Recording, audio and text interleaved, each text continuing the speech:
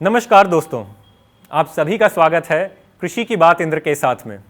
और आज चर्चा का विषय होगा न्यूनतम समर्थन मूल्य। दोस्तों, मैं बात कर रहा हूं एमएसपी, मिनिमम सपोर्ट प्राइस, जो इस समय पूरे देश की डिमांड है। देश का हर किसान, चाहे वो एसकेएम हो या जो राइट विंग किसान ऑर्गेनाइजेशंस हैं, सबकी सब यही मांग कर रही हैं कि हम सबको चाहिए सही दाम, हम सबको चाहिए एमएसपी। तो दोस्तों, इसकी चर्चा के लिए, इसको और समझने के लिए मेरे साथ जुड़ने वाले हैं शो में सबसे पहले आईआईएम अहमदाबाद के प्रोफेसर सुखपाल सिंह, जो हमें बताएंगे इसकी जो इकोनॉमिक क्या इसके इम्प्लिकेशंस हैं, क्या वो सारे मुद्दे हैं एमएसपी से जुड़े हुए। और उसके बाद हमारे साथ जुड़ेंगे तीन और अतिथि, जो आके हमें बताएंगे कि एमएसपी की आखिरकार मुद्दा है तो है क्या। इनमें से सबसे पहले होंगे बद्री नारायण जी, भारतीय किसान संघ से। उसके बाद होंगे शिराज हुसैन, जो पूर्व कृषि सचिव रह चुके हैं। और आखिरी में डॉक्टर आशीष मित्तल, जो जनरल सेक्रेटरी हैं ऑल इंडिया मजदूर सभा के। पर दोस्तों, इससे पहले हम उनके पास पहुंचे, ये जानना बहुत ज़रूरी है कि एमएसपी आया कहाँ से। तो दोस्तों, याद करिए वो समय जब भारत में अनाज की कमी पड़ रही थी, और उसी समय अमेरिकी सरकार से कई सारे लोग और कई सारे मिशन आते थे, जो यूएसडीए के मिशन थे, भारत की कृषि को समझने के लिए और भारत की कृषि की नीति को एक तरह से प्रभावित करने के लिए। उनमें से एक व्यक्ति थे डॉक्टर फ्रैंक पार्कर, जो इसी ग्रांट के तहत भारत पहुंचे। अब उनको शायद से पता था भविष्य में क्या होने वाला है या किस प्रकार से भारत की कृषि आगे बढ़ेगी। उन्होंने उस समय भारत सरकार को कहा कि आप एक न्यूनतम समर्थन मूल्य का गठन करिए। ये बात जान के आपको दिलचस्पी होगी कि अमेरिका में भी एक प्रकार का न्यूनतम समर्थन मूल्य चलता था। वो एमएसपी के तरह नहीं था, बट एक प्रकार की जो मार्केट से जो दाम कम मिलता था, वो दाम उसको सरकार देती थी सीधे सीधे। तो भारत में वैसा सिस्टम तो नहीं आया, लेकिन उसके अलावा एक दूसरा सिस्टम आया। इस बात को जब उन्होंने सुझाव दिया, उसके बाद कई साल हुए, भारत सरकार में कई मंथन हुए, और अंत में जाके लाल बहादुर शास्त्री जी की सरकार के तहत एमएसपी को कानून के आज भारतीय जो प्रोक्योरमेंट होता है अनाजों का, उसमें लाया गया। अब देखिए, उस समय परिस्थितियां ये हो गई थी कि भारत में अनाज की कमी थी और उस समय अकाल भी बहुत पड़े। तो भारतीय किसान के ऊपर एक नई जिम्मेदारी आ चुकी थी, और वो जिम्मेदारी थी कि किस प्रकार से वो भारत के लोगों को आत्मनिर्भर बनाए, भारत को उसका धान और उसका गेहूं दे। सो दोस्तों, उसी के साथ चालू हुआ एक नया प्रयोग। उस प्रयोग को हम हरित क्रांति के रूप में भी जानते हैं। और किस प्रकार से भारत के अंदर रासायनिक खेती शुरू हुई, भारत के अंदर इंडस्ट्रियल फार्मिंग शुरू हुई, हमारे जो पुराने बीज थे उसको हटा के हमारे साथ आधुनिक बीज आए, और आधुनिक भी क्या, केमिकल वाले बीज आए, ट्रैक्टर आए, ट्यूबवेल आए, ये सारी चीज़ें आईं। और इसके साथ सबसे पहले देखा गया कि कहाँ इस खेती को लाया जा सकता है। तो इस खेती को सबसे पहले पंजाब में लाया गया, और पंजाब के किसानों को बोला गया कि आप छोड़ दो अपना तिलहन, आप छोड़ दो अपना बाजरा, आप छोड़ दो अपना ज्वार, आप छोड़ दो अपनी मक्की, आप आओ और आप आके देश के लिए कनक, जिसे हम गेहूं के रूप में भी जानते हैं, और साथ ही साथ धान या चावल भी उगाओ। तो भाई किसान वहाँ के लग गए। धीरे धीरे जो रकबा 5% का भी नहीं था 1970-60 के दशक में, वो रकबा आज की तारीख में आके 90 हो चुका है पूरे खरीफ के इलाके रकबे के अंदर। तो ये सोचिए दोस्तों, जो 5% भी नहीं था, वो 40-50 साल के अंदर अब 90% हो चुका है। सो दोस्तों, ये कैसे हुआ? तो इसमें चालू होती है एमएसपी की कहानी, कि किसानों को बोला गया कि आप ये उगाइए और हम खरीदेंगे। क्योंकि दोस्तों, आपको ये जान के आपको ये बड़ा अच्छी बात समझ में लगेगी कि पंजाब का जो किसान है वो चावल खाता ही नहीं, या पंजाब में बहुत कम चावल का कंजम्पशन होता है, बहुत कम चावल घरों में इस्तेमाल होता है। तो किसान अपने आप ही प्राकृतिक रूप से थोड़ा परेशान था कि मैं इतना सारा धान उगा तो दूं, लेकिन इसको खरीदेगा कौन? तो इसीलिए दोस्तों, वहाँ पे एमएसपी का गठन हुआ, किसानों को एमएसपी मिलने लगा, और ये श्रृंखला शुरू हुई। अब दोस्तों 50 साल बीत गए, लेकिन उसके बावजूद आज भी भारत में वो कुछ ही प्रदेश हैं जहाँ पे हरित क्रांति की जो रसायन है वो भी बड़ी तेज़ी से चलते हैं और एमएसपी भी मिलता है। मैं बात कर रहा हूँ पंजाब, हरियाणा और कुछ हद तक वेस्टर्न उत्तर प्रदेश। अब इन क्षेत्रों में एमएसपी मिलने लगा, और ज़्यादातर पंजाब और हरियाणा में ही मिलता है वैसे तो आज की तारीख में भी। और वहाँ के किसानों को जो है एक तरह से वो निर्भर हो गए एमएसपी के ऊपर, और वो अपना काम करने लग गए। लेकिन जैसे जैसे रासायनिक खेती और फैली और ज़्यादा हमारा उत्पादन हुआ, ये पता चला कि देश के बाकी किसान जो है उनको रासायनिक खेती तो मिल गई, लेकिन उनको ये समझ में नहीं आई बात कि एमएसपी ये किस चिड़िया का नाम है। ये वही बात होगी कि कुछ किसानों को बिजली मिली और कुछ को कभी बिजली उनको मिली ही नहीं। लेकिन जैसे जैसे ये आंदोलन फैला, ये मीडिया में और ये ज़्यादा ज़्यादा लोकप्रिय हुआ, तो किसानों को समझ में आया कि ऐसा है कि इसका तो इतना ज़्यादा दाम एमएसपी जो है इतना तो हमें कम से कम मिलना चाहिए।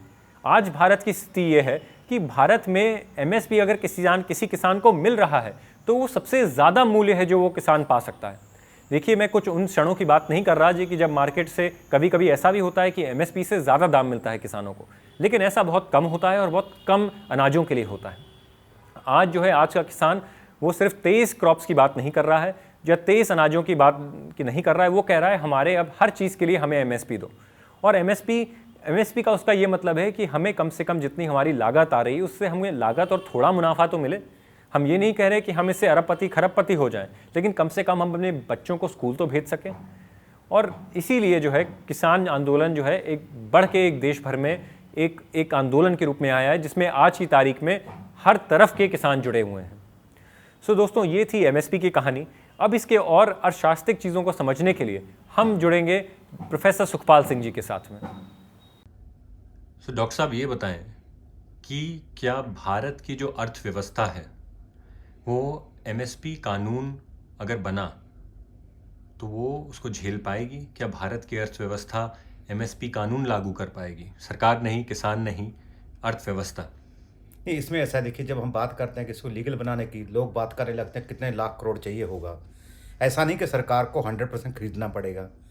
अगर मैं मान लूँ कि 100% खरीदना पड़ेगा, जो भी उत्पादन होगा कृषि का, वो कोई सरकार कोई उसको सैंड तो नहीं होगी, या मतलब कुछ बेकार चीज़ तो नहीं है ना, उसकी भी कुछ वैल्यू है, तो उसको भी सरकार आगे बेचेगी, जाके डिस्पोज ऑफ करेगी।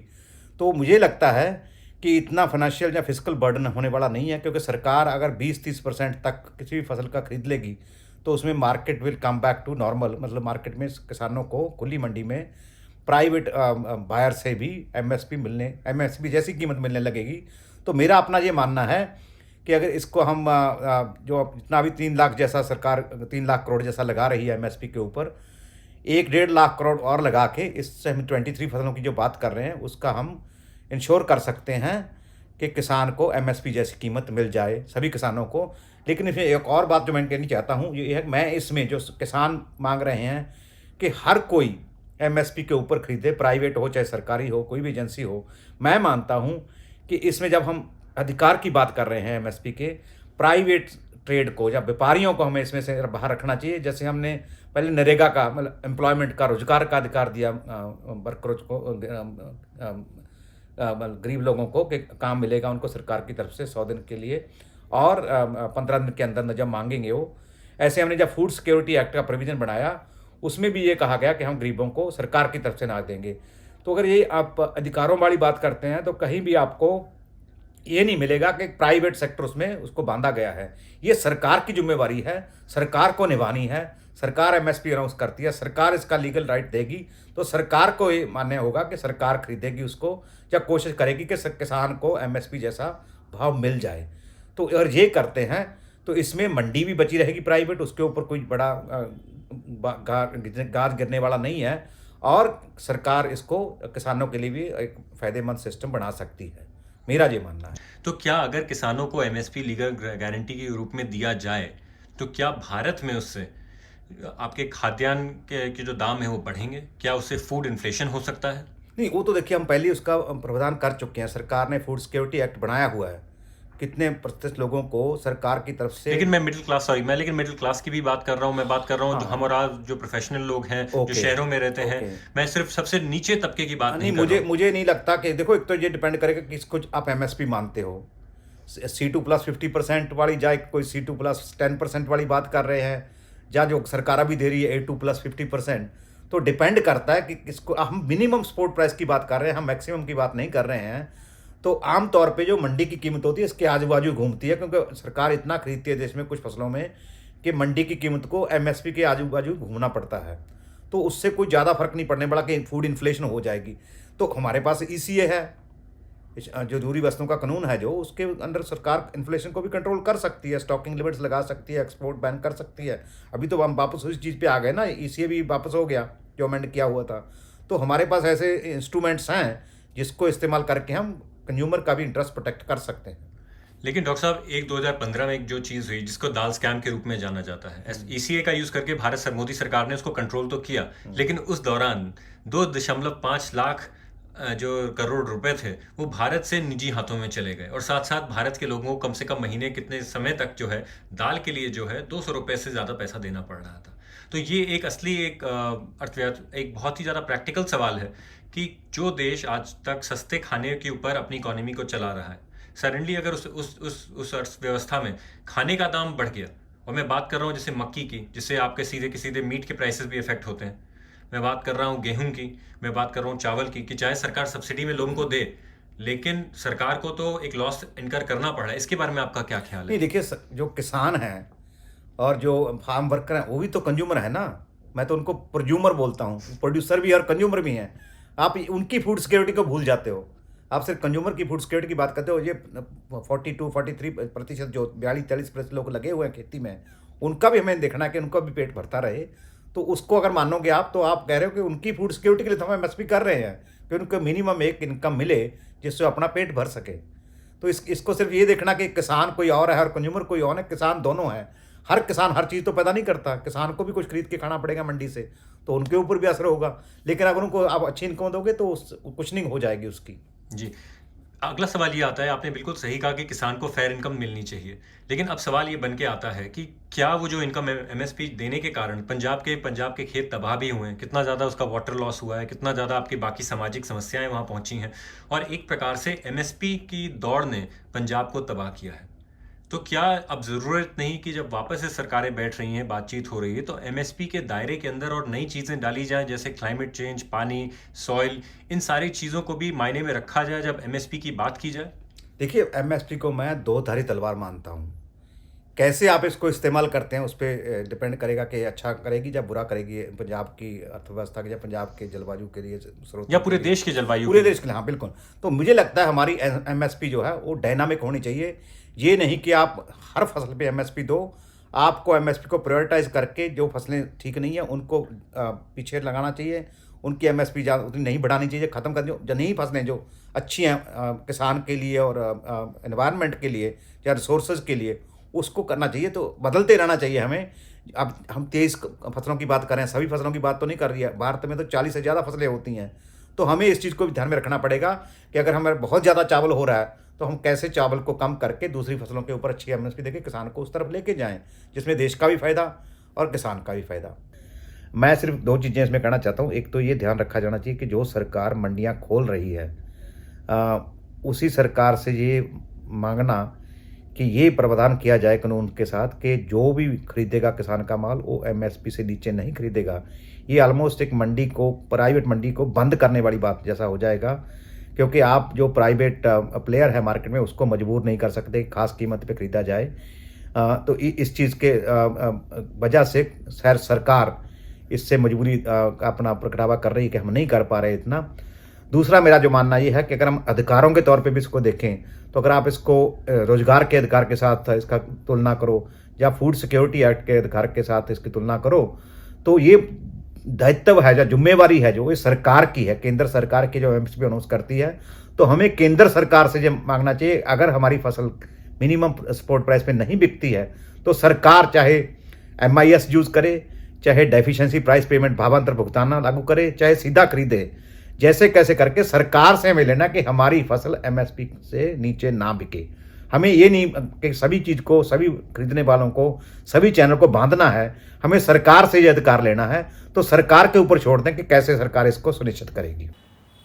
तो दोस्तों, आपने अभी अभी सुना सुखपाल सिंह जी को, जो प्रोफेसर हैं और उन्होंने बड़े ढंग से समझाया कि एमएसपी के साथ क्या मुद्दे हैं। पर दोस्तों, अब वो मौका आ गया है जब हम अपने विशेष अतिथियों से बात करें।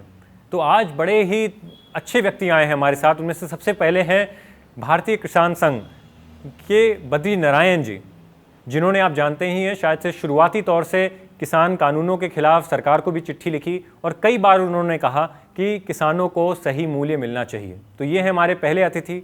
हमारे दूसरे अतिथि हैं शिराज हुसैन साहब, जो कृषि के पूर्व सचिव रह चुके हैं और आज कई लेख लिखते हैं और कृषि के एक बड़े अच्छे विशेषज्ञ हैं। हमारे तीसरे जो अतिथि होंगे वो हैं डॉक्टर आशीष मित्तल, वो जनरल सेक्रेटरी हैं ऑल इंडिया मजदूर सभा के, और कई समय से टिकरी सिंगू पे अपना मोर्चा संभाले हुए हैं। जितनी वामपंथियों की वहाँ पे ऑर्गेनाइजेशन चल रही है, जितना वहाँ पे कार्यकाल, जितना भी काम चल रहा है, उन सब में वो जुड़े हुए हैं। तो आइए, आप सभी का स्वागत है और अब बात करते हैं एमएसपी की। सबसे पहले मैं बद्री नारायण जी आपको बुलाना चाहूँगा और आपसे मेरा सवाल होगा कि ये एमएसपी एक लीगल अधिकार की जो आपने भी बात की, आपकी संस्था ने भी इसके लिए काफ़ी प्रचार किया, आपने इसके लिए भी आंदोलन किया, तो क्या ये डिमांड जो है ये भारत में अपनाई जा सकती है? आपको लगता है कि भारत सरकार एमएसपी को लीगल गारंटी दे सकता है? मैं यूँ पूछना चाहूँगा कि कोई उत्पादक अपनी जेब से जितना खर्च करेगा, क्या उसको नहीं मिलना चाहिए? वास्तव में हमारी मांग इतनी सी है कि लाभकारी मूल्य दिया जाए। एमएसपी की बात नहीं करते हम, एमएसपी से आगे की बात करते हैं। लाभकारी मूल्य का मतलब आपके पास केवीके हैं, कृषि विश्वविद्यालय हैं, कई नेशनल लेवल के संस्थान हैं, रिकॉर्ड है, डाटा है, और उसके बाद सीएसीपी है। इसके अलावा हर साल प्रैक्टिस भी है, करते भी आए हैं। ईमानदारी के साथ में किसान कितना खर्च करता है, उन सबको हम जोड़ेंगे तो जिसको C2 कह रहे हैं भी, उसमें कई मत छूट जाते हैं, वो सब लेने चाहिए। लेने के बाद में उसमें प्लस 50% जो है, हाँ प्लस 50% उनको गुजारा नहीं होता तो 45 कर दो, यानी वहाँ को दिक्कत हो तो किस्तों में बढ़ा दो उसको, लेकिन गणना तो कम से कम ईमानदारी के साथ होनी चाहिए। इसलिए भारत में या भारत के बाहर इसमें किसान कौन सी गलत मांग रहा है? किसान की मांग इतनी सी है कि हम जितना खर्च करते हैं उसमें लाभकारी मूल्य हमको दीजिए। अभी आपको देखना है कि आपके नियम कहाँ अड़चन डालते हैं और आपकी अर्थव्यवस्था कहाँ दिक्कत देती है, लेकिन जो पैदा कर रहा है उसको लागत देनी पड़ेगी। जी, डॉक्टर मित्तल, मैं यहाँ पे आपको लाना चाहूँगा। बद्री नारायण जी ने बड़ी बड़ी सही बात कही कि किसान को उसका जो है सही दाम मिलना चाहिए, उसको वो मूल्य मिलना चाहिए उसकी फसल के लिए। चाहे आप लोग राजनीतिक तौर से बड़े ऑपोजिट तरफ हैं, लेकिन आप इसको कैसे देखते हैं? क्या आपको लगता है कि किसान को फेयर प्राइस मिलना चाहिए, और अगर वो फेयर प्राइस हो तो वो कितना होना चाहिए? क्या वो 50% होना चाहिए? क्या वो 30% होना चाहिए? वो क्या फॉर्मूला है जिसको भारत सरकार को अपनाना चाहिए?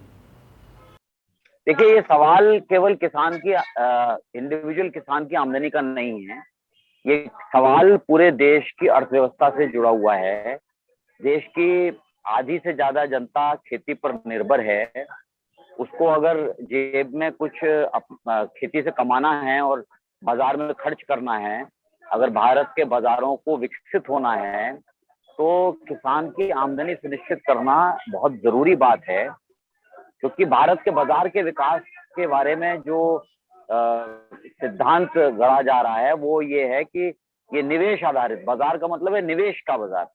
बाजार का मतलब खर्च करने वाला बाजार नहीं है जिसमें मांग बढ़ती है। तो हमारी समझ है कि भारत की 70-80 करोड़ आबादी, 70 करोड़ से ज्यादा आबादी जो खेती पे निर्भर है, उसकी खेती से इतनी आमदनी होनी चाहिए कि वो अपना जीवन भी चला सके और बाजार में खर्च भी कर सके। क्योंकि बाजार में लगातार विकास के नाम पर, तकनीक के नाम पर आधुनिक यंत्र आ रहे हैं। उस उपभोग के बाजार में किसान को भी प्रवेश करने की अनुमति होनी चाहिए। ये प्रधान सवाल है जो देश की अर्थनीति से संबंधित है। और इसका फॉर्मूला निश्चित तौर पर जो स्वामीनाथन आयोग ने C2 + 50% दिया है, उन्होंने 50% किस आधार पर दिया है, ये इसकी डिटेल है नहीं अवेलेबल। लेकिन निश्चित तौर पर क्योंकि खेती का उत्पाद जो है वो 4 महीने और 6 महीने में आता है, तो 50% बहुत ज्यादा नहीं है। क्योंकि वो 50% जिसको आमदनी हम कहेंगे वो 6 महीने के खर्च पे स्पेंड हो जाता है। वो बहुत ज्यादा नहीं है। तो इसलिए उसका आकलन करके किसान अच्छा जीवन जी सके, इसके लिए ये जरूरी है कि इसी फॉर्मूले पे वो दिया जाए। ये निश्चित तौर पर संभव है सरकार के लिए, क्योंकि सरकार बहुत सारा खर्चा इस समय कर रही है कॉर्पोरेट के ऊपर। और सरकार ने अभी 2 लाख करोड़ रुपए के कर्जे माफ किए हैं कॉर्पोरेट के, और वो कॉर्पोरेट सब घाटा बताते रहते हैं। अभी सारे टेलीकॉम कंपनीज जिनका कोई खास खर्च नहीं है और जिनका बहुत सारा पैसा सट्टे बाजार में जो ऊपर नीचे होता रहता है, उनके 50,000 करोड़ रुपए के जो उनके देनदारी है उसको जो है बिना ब्याज के जो है सरकार ने सुप्रीम कोर्ट में केस चलने के बाद सरकार ने उसको जो है टाला है 5 साल के लिए। तो सरकार बहुत सारा पैसा कॉर्पोरेट के लिए, कॉर्पोरेट इंफ्रास्ट्रक्चर के लिए, हाईवे, ये जितना हाईवे बन रहा है ये कॉर्पोरेट मार्केट के डेवलपमेंट के लिए बन रहा है। तो इस सब के लिए इसमें जो कहते हैं कि बलिया का फसल जो है दिल्ली में बिकेगी, वो भी कॉर्पोरेट बेस्ड फार्म ट्रेड पर है। इसलिए ये सारा इंफ्रास्ट्रक्चर का सवाल, ये अगर गवर्नमेंट खर्च करेगी, इंफ्रास्ट्रक्चर लेट डाउन करेगी ढंग से, अगर इनपुट कॉस्ट को जो रेगुलेट करेगी, क्रॉपिंग पैटर्न को रेगुलेट करेगी, इंपोर्ट एक्सपोर्ट पॉलिसी को इस तरह से रेगुलेट करेगी कि इंडियन फार्मर्स को बेनिफिट हो, तो निश्चित तौर पर ये C2 + 50% कोई बहुत बड़ी रकम नहीं है, ये बहुत बड़ा खर्चा नहीं है। ये पॉलिसी इनिशिएटिव का सवाल है कि देश की सरकार। मुझे लगता है मित्तल साहब, शायद से मित्तल साहब का कनेक्शन थोड़ा सा खराब हो चुका है। हुसैन साहब, मैं आपको लाना चाहूँगा कि सरकार के ऊपर मुझे लगता है बहुत सारी बातें कह गई हैं कि ये भी रेगुलेट करे, वो भी रेगुलेट करे, इसको भी आगे बढ़ाए, इसको भी देखे। तो आप सरकार में रह चुके हैं, आप उस सरकारी तंत्र के एक प्रकार से सबसे सीनियर ऑफिसर रह चुके हैं उसमें। कितना डिफ़िकल्ट है या कितना मुश्किल है इस डिमांड को, तो हुसैन साहब आपको क्या लगता है कि कितना डिफ़िकल्ट है, कितना मुश्किल है इस तंत्र को लागू करना, MSP एक लीगल अधिकार देना? क्या ये भारत सरकार कर भी सकती है? क्या ये पॉसिबल है कि पॉसिबल नहीं है? आपका नज़रिया क्या है? इस वक्त बात हमारे नजरिए की नहीं है। सरकार ने ये घोषणा की है कि हम एक एक्सपर्ट कमेटी बनाएंगे जिसमें सभी स्टेक होल्डर्स को शामिल करेंगे। हाँ, मैं सुन पा रहा हूँ। और वो एक्सपर्ट कमेटी आगे क्या रोड मैप होगा, इस पर सरकार को अपनी संस्तुति देगी। तो मुझे ये लगता है कि सभी लोग, हमारे किसान साथी और राज्य सरकारें, फार्मर्स यूनियन, सभी इसके इंतजार में हैं कि सरकार ने जो कमेटी बनाने की घोषणा की थी उसको वो बनाएं, जिससे कि ये मालूम हो कि उसमें न्यूट्रल लोग हैं, उसमें ऐसे लोग हैं जो कृषि को समझते हैं, कृषि के अलावा जो उससे एलाइड क्षेत्र हैं जैसे मिल्क है, फिशरीज है, उनको पोल्ट्री है, उसको समझने वाले लोग उस कमेटी में शामिल हैं या नहीं है, ये देखा जाएगा। जहां तक इसके फाइनेंशियल इम्प्लीकेशन की बात है, देखिए सरकार ने अचानक PM किसान लागू किया था पार्लियामेंट इलेक्शन से पहले, जिसका बहुत बड़ा फाइनेंशियल इम्प्लीकेशन है। तो अगर सरकार ये चाहेगी कि इसको किसी ना किसी फॉर्म में लागू करना है, तो फाइनेंशियल रिसोर्सेज उसके लिए जो चाहिए होंगे, पहले उनका असेसमेंट होगा और उसके बाद सरकार उनको हासिल करने के लिए कोई ना कोई तरीका कार निकालेगी। लेकिन आपके अनुभव में क्या लगता है कि आपको ये ठीक रहेगा हुसैन साहब?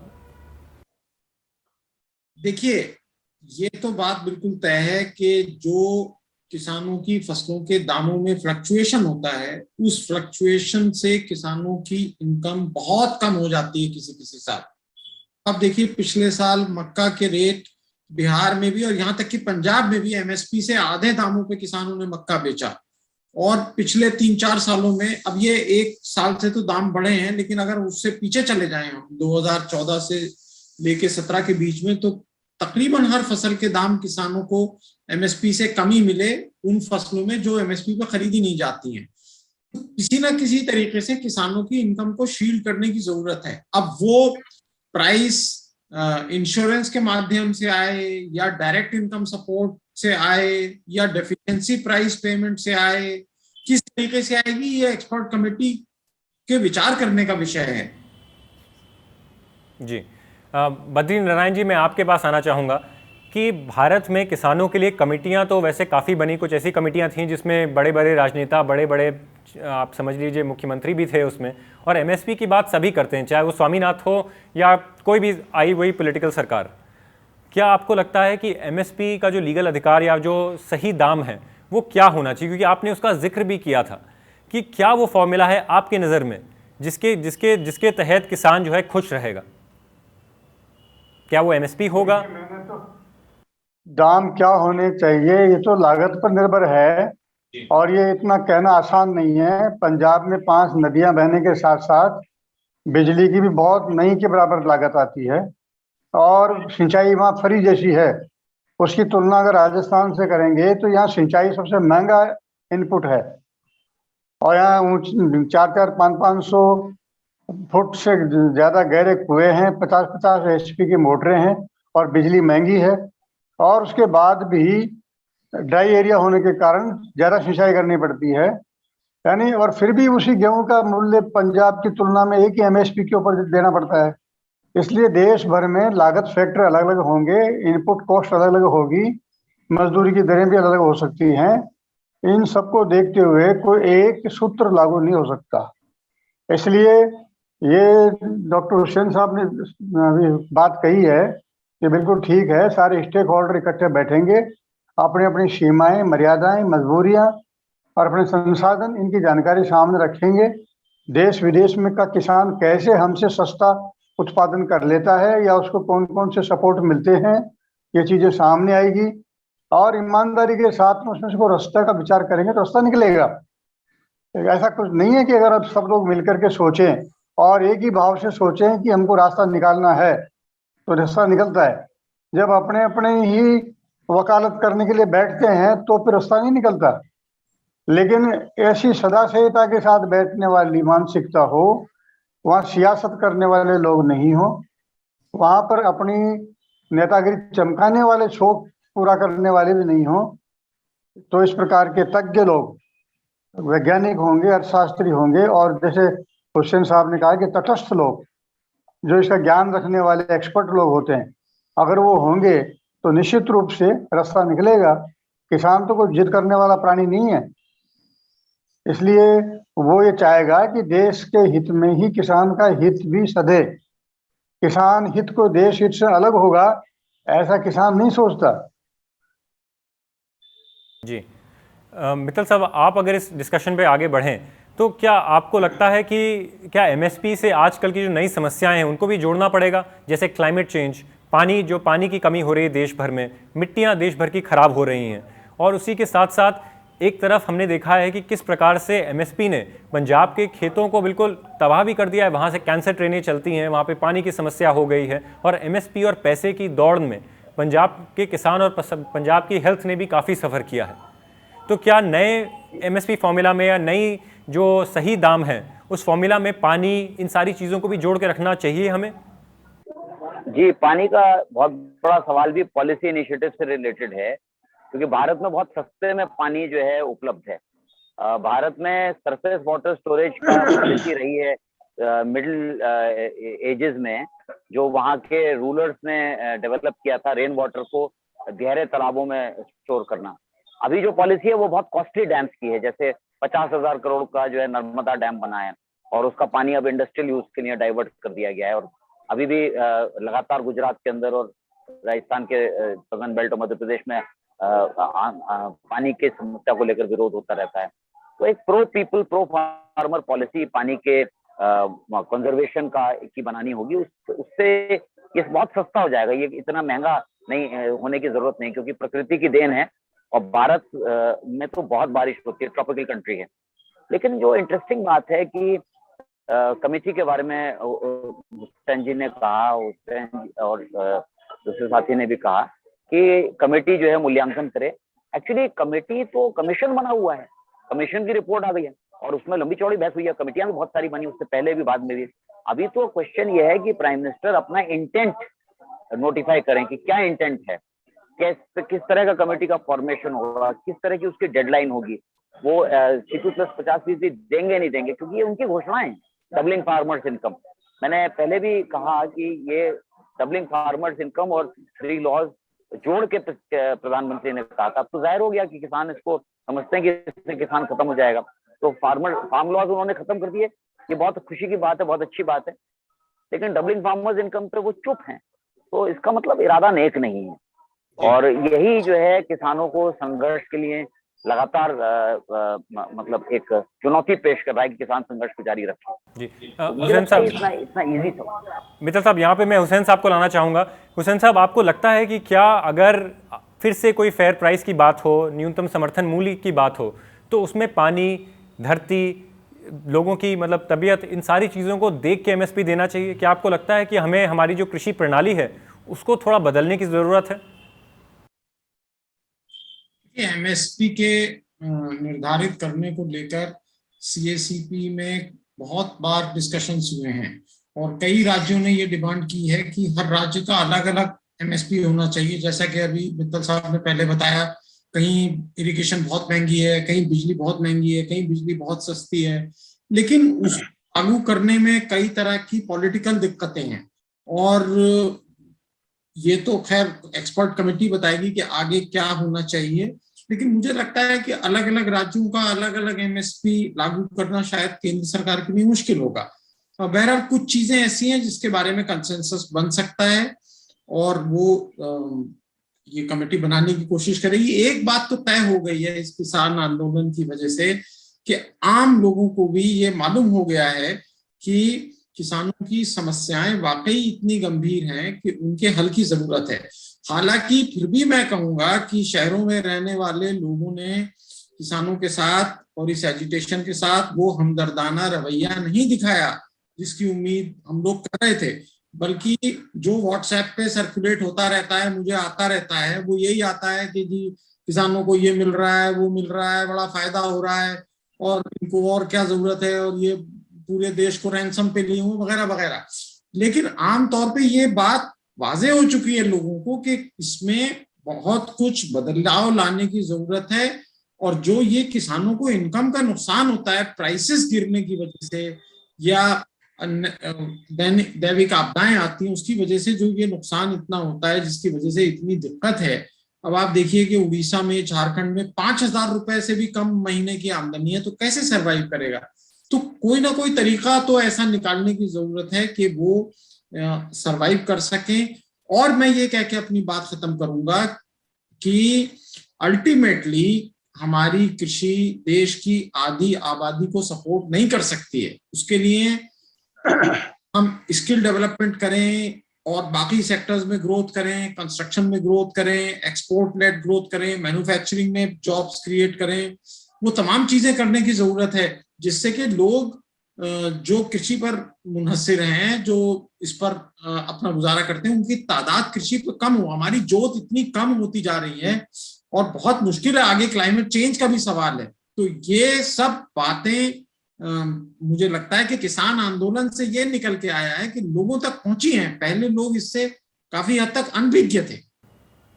जी हुसैन साहब, इसी से जुड़ा हुआ एक सवाल, आपने बात की दूसरे प्रांतों की और कुछ ऐसे प्रांत जो अभी काफ़ी सच में पिछड़े हुए हैं, वहाँ पे लोगों की आमदनी बिल्कुल ना के बराबर है, बहुत कम कमाते हैं वो लोग।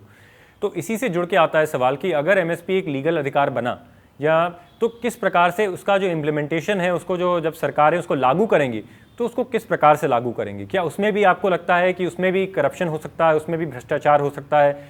जो चीज़ें जो कागज़ की चीज़ बस कागज़ पे ही ना रह जाए, क्या आपको लगता है कि कानून बनाने के बाद भी देश का इन पिछड़े प्रांतों के किसानों को एमएसपी मिल पाएगा?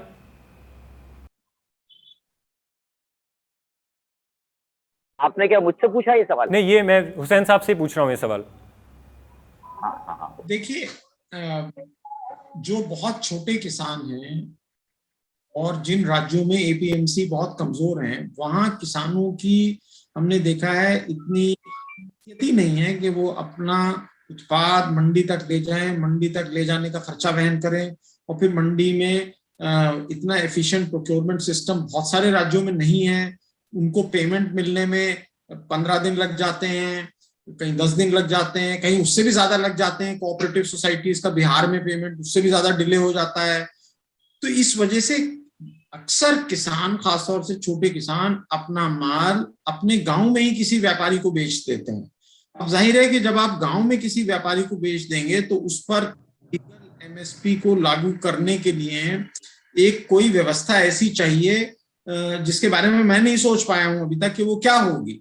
जो छोटे छोटे व्यापारी गांव में किसान के घर से उठा के ले जाते हैं, उसके बाद उनको कैसे कोई लीगल गारंटी इंश्योर कर पाएंगे, ये कोई आसान काम नहीं है। तो इसलिए इसके लिए और तरीक़ेकार हैं, जैसे कि हमने कहा कि डायरेक्ट इनकम सपोर्ट एक तरीका इसका हो सकता है।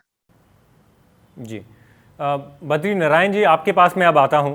और जो सरकार का एक अनाउंसमेंट था उसमें ये भी उन्होंने कहा कि ज़ीरो बजट फार्मिंग को भी, उसके बारे में भी सोचा जाएगा इस कमेटी में, और क्या क्या वो प्राकृतिक तरीके हैं जिससे कृषि करी जा सकती है। तो क्या आपको लगता है कि भारत की जो कृषि परंपरा चली आ रही है, क्या ज़रूरी है आज के किसानों को उस परंपरा से जोड़ना, क्योंकि उस परंपरा पे ना देश के ऊपर सब्सिडी का लोड बढ़ता है और ना ही एमएसपी या इन टाइप की चीज़ों की मुसीबतें आती हैं। तो इस पे आपकी क्या राय है? क्या इस समय देश को एक नई कृषि प्रणाली की ओर भी देखना पड़ेगा जो असली में भारतीय है, या हमारी जो परंपरागत खेती है उसकी ओर? ये जो रसायनों पर आधारित खेती है, इसकी एक सीमा है। जब तक रासायनिक पदार्थ मिलते रहेंगे तब तक ये चलेगी, उसके बाद हम एकदम इसका वैक्यूम होगा। इसलिए इसके विकल्प के ऊपर और बुद्धिमत्ता इसी बात में है कि पहले से ही काम होना चाहिए। अमेरिका में वहाँ विश्वविद्यालय में मैंने देखा 2050 में कौन से कृषि औजार काम आएंगे इसके ऊपर, और वो बैलों की खेती और हमारे हल्के जो पुराने औजार हैं, ये इन सब के ऊपर रिसर्च कर रहे हैं आज की तारीख में। और जब उनसे हमने बातचीत की तो एक प्रकार से वहाँ उनको लगा कि आप तो हमसे जानने के बजाय हमको बहुत कुछ सिखा सकते हो। अर्थात हम इसका विकल्प पे विचार करेंगे तो हमारे कृषि वैज्ञानिकों को चाहिए कि हमारी परंपरागत खेती के ऊपर भी शोध करें। उन्होंने उसको अपने और आउट ऑफ कोर्स क्यों बनाया हुआ है? अगर उसमें काम की चीज मिलेगी तो परंपरागत कृषि पद्धति और आधुनिक विज्ञान ये उसको पंख देगा। आज लोकल संसाधनों के आधार के ऊपर यदि खेती होती है तो इनपुट कॉस्ट बहुत कम हो जाती है। देशी खाद के बने हुए और उत्पन्न उपज को लेने के लिए आज लोकल मार्केट नहीं है, विदेशी मार्केट में लालायित है। तो जब जैविक का मार्केट है, जैविक का समय आ रहा है, जैविक का की कॉल आ रही है, और हम फिर एक बार उन ठगाए हुए लोगों में हो जाएंगे कि बाजार को मार जाएंगे, मीर मार जाएगा और हम देखते रह जाएंगे, हाथ मलते रह जाएंगे। ये कौन सी वैज्ञानिक सोच हुई भाई? इसलिए मैं मानता हूं कि बाजार में जाने से पहले हमारे दिमाग में आए, हमारे हाथ में आए वो तकनीक। यहाँ तो बाजार में दूसरे लोग घुस रहे हैं और हम उसमें फेल हो रहे हैं, और आर्टिफिशियल बनावटी ढंग से नकली रूप के अंदर जैविक को बेचने की कोशिश करके हमारे देश के ऊपर जो कई प्रकार के टैग सुविधाएं मिली हुई है वो और छिन जाएगी। अभी डॉक्टर साहब सजेस्ट करेंगे जीएम सीड वगैरह के बारे में, लेकिन नॉन जीएम का टैग हिंदुस्तान को मिला हुआ है और वो इस समय खतरे में है। जबकि हमारे यहाँ का मार्केट भी जैविक मांगता है और बाहर का भी। हम भी स्वाद मांग रहे हैं, पुराने बीजों के स्वाद नहीं मिल रहे आज। हमको वो महक चाहिए जो पहले आती थी सब्जियों में, फलों में, वो नहीं है आज। हम भी वो स्वास्थ्य मांग रहे हैं। हमारे खेत में पहले रोग नहीं लगते थे, कीड़े नहीं लगते थे। आज जितना खाद डालते हैं उससे ज्यादा की दवाएं डालते हैं, और दवाई डालने के बाद डॉक्टर को ज्यादा खर्च करते हैं बीमार पड़ने के बाद में। ये उल्टा चक्कर घूम रहा है, इसको सीधा करने की जरूरत है। और मैं आदेश नहीं दे सकता, मैं तो वैज्ञानिकों से आग्रह करना चाहूंगा कि वो कम से कम इसको अपने और विचार का विषय बनाएं, शोध करें। यदि ये वास्तविक पूरी मानवता के लिए और पूरी खेती के लिए, आहार के लिए, उपभोक्ता के लिए अगर लाभदायक सिद्ध होती है, पर्यावरण के लिए, जैव विविधता के लिए, तो उसको क्यों नहीं अपनाना चाहिए? जी, मैं मानता हूं कि अभी तक जो काम हुआ वो कंपनियों के कॉरपोरेट के लिए हुआ है। अब वास्तव में किसान के लिए, उपभोक्ता के लिए काम होना चाहिए। बहुत विकल्प हैं, कोई करना चाहे तब न। अब वैज्ञानिक को लैब की जरूरत नहीं है, हम आपको खेत उपलब्ध करवाते हैं जो पैदा कर रहे हैं और रासायनिक पदार्थों से ज्यादा अच्छी खेती कर रहे हैं और कमा के खा रहे हैं। बद्रीनारायण जी, अब मैं आना चाहूँगा मित्तल साहब के पास। डॉक्टर साहब, आपसे जो आखिरी प्रश्न होगा, और थोड़ा सा मैं चाहूँगा कि आप इसको एकदम शॉर्ट कमेंट दें इसके ऊपर। क्या आपको लगता है कि एमएसपी कानून से कॉर्पोरेटीकरण और निजीकरण भारत में रुक पाएगा? क्या भारत का किसान निजीकरण से बच पाएगा अगर एमएसपी पे लीगल कानून बना तो? जी, भारत के किसान कॉर्पोरेटीकरण से निश्चित तौर पर बच पाएगा। निजीकरण तो है ही उसका, क्योंकि वो खुद ही निजी मालिक है, तो सरकारीकरण नहीं है। पर हमारा कहना है कि कॉर्पोरेटीकरण से बचना होगा। बहुत रोचक सवाल आपने उठा दिया था जैविक खेती का। ये प्रधानमंत्री ने कमेटी के नाम पर इसको कंफ्यूज करने के लिए उठाया है। मुझसे पूर्व वक्ता बिल्कुल ठीक कह रहे थे कि ये फॉरेन बेस्ड सीड्स जो हैं और ये टेक्नोलॉजी बर्बाद कर रही है हिंदुस्तान को। आधुनिक बीजों का निर्माण जो है भारत के कृषि विश्वविद्यालयों में किया जाना चाहिए, और वो भारत की परिस्थिति के हिसाब से, ना कि रासायनिक बीज और खाद के हिसाब से उसकी खेती हो। बहुत कॉम्प्लेक्स क्वेश्चन है, इसलिए इसके ऊपर बहुत डिटेल चर्चा की जरूरत है। लेकिन इस समय जरूरत है कि जो कमेटी बने वो गवर्नमेंट के इंटेंशन को और गारंटी करे कि साहब हम ये इस तरह से देंगे, तभी ये समस्या फिलहाल हल हो पाएगी और खेती आगे बढ़ पाएगी। हुसैन साहब ने बिल्कुल ठीक कहा कि इतने सारे लोग खेती पे निर्भर होकर जो है जीवन नहीं चला सकते। पूरे एग्रो प्रोसेसिंग और रूरल बेस्ड इंडिया के जो बहुत सारे मार्केटेबल प्रोडक्ट्स हैं जो खत्म होते जा रहे हैं। हल्दीराम ने भुजिया को, बीकानेरी भुजिया को कब्जा कर लिया है, इंटरनेशनल, हल्दीराम इंटरनेशनल है। तो ये सारी चीजों को रोका जाना चाहिए और कॉर्पोरेटाइजेशन और एमएनसीआइजेशन, मतलब विदेशीकरण से जो है हमारे प्रोडक्ट्स को बचाना चाहिए। सन 1700 में 26% वर्ल्ड जीडीपी इंडिया में होता था, आज 2% से कम है, क्योंकि हमने विदेशी मार्केट्स और विदेशी कंपनियों की सेवा की है। जी, लेकिन बहुत सारी परिस्थितियां भी बदल गई। आखिरी में मैं चाहूँगा कि हुसैन साहब आप आएँ और कोई आपकी अगर कोई आखिरी टिप्पणी हो इस पूरी की पूरी डिस्कशन पे, या कोई बात आप ऐड करना चाहें तो ज़रूर बताएं। देखिए, ये जो कृषि क्षेत्र से जुड़े हुए सवाल हैं ये इतने कॉम्प्लेक्स हैं, हर स्टेट की अलग सिचुएशन है। जैसा कि पहले मित्तल साहब ने बताया, तो नीति कोई बहुत जल्दबाजी में नहीं बन सकती है। मुझे लगता है कि सरकार को अपना कम्युनिकेशन किसानों के साथ बेहतर बनाने की जरूरत है। अब देखिए, इतना बड़ा फैसला भी कानून वापस लेने का हुआ, वो भी एक तरफा एक तरीके से किसान लोग देख रहे हैं और उसी की वजह से वो मुतमईन भी नहीं है। हालांकि इतना बड़ा फैसला हुआ, तो मुझे लगता है कि अगले कुछ हफ्ते में या 2 हफ्ते में मैं उम्मीद करता हूं कि कृषि मंत्री से किसान यूनियंस की बातचीत होगी और आगे का रास्ता तय करने के लिए कोई रोड मैप होगा। क्योंकि देखिए, ये बात भी तय है कि किसान, लोग ये कहते हैं कि ये बड़े किसान हैं, ये तो सब ट्रैक्टर वाले हैं, यहाँ बैठे हुए हैं, ये इसमें कोई छोटा किसान नहीं है वगैरह वगैरह। मैं इससे सहमत नहीं हूँ। ये सड़कों पे बैठे हुए हैं, 1 साल हो गया, तो ये बहुत खुशी से नहीं बैठे हैं। तो ये कन्विंस करने की जरूरत है कि हम आपके हित में नीतियां बनाने की कोशिश करेंगे। ये कमेटी पूरी तफसील से देखेगी और इसलिए अब आप अपने एजुटेशन को वापस लीजिए। तब जब वो एक सामंजस्य बनेगा और उनको कॉन्फिडेंस आएगा गवर्नमेंट में, तो मुझे लगता है कि आगे का रास्ता निकलेगा। जी, बहुत बहुत धन्यवाद आप तीनों जन का कि आप हमारे साथ द वायर के कार्यक्रम में जुड़े और आपने अपना समय दिया और अपनी बात रखी।